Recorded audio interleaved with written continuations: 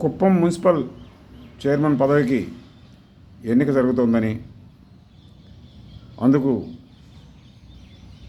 తమకు బలం లేకపోయినటువంటి తెలుగుదేశం పార్టీ వారు ఒక్కొక్క కార్పొరేటర్కు 50 లక్షల రూపాయలకు పైన తమకు ఓటు వేస్తే ఇస్తామని ఆశ చూపిస్తున్నారని పేపర్లో వార్తలు వస్తున్నాయి. తెలుగుదేశం పార్టీ అధికారంలో ఉంది. చంద్రబాబు నాయుడు దాని అధ్యక్షుడు, ముఖ్యమంత్రిగా ఉన్నారు. దానికి మద్దతు పలికినటువంటి జనసేన పార్టీ కూడా ప్రభుత్వంలో ఉంది. ఉప ముఖ్యమంత్రిగా పవన్ కళ్యాణ్ ఉన్నారు. బీజేపీ నరేంద్ర మోడీ ప్రధానిగా ఉన్నారు. ఈ వార్తలు నిజం లేకపోతే దానిపై విచారణ జరిపించాలి. విచారణ జరిపించాలి.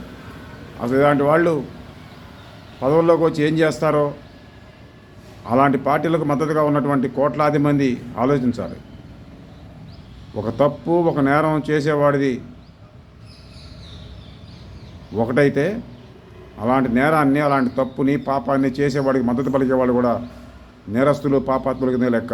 ఈ విషయం తెలుసుకోవాల్సిన అవసరం ఉంది. అభయ దేశం ఒక అవసరం. అభయ కలకాలం వర్ధిల్లును కాక.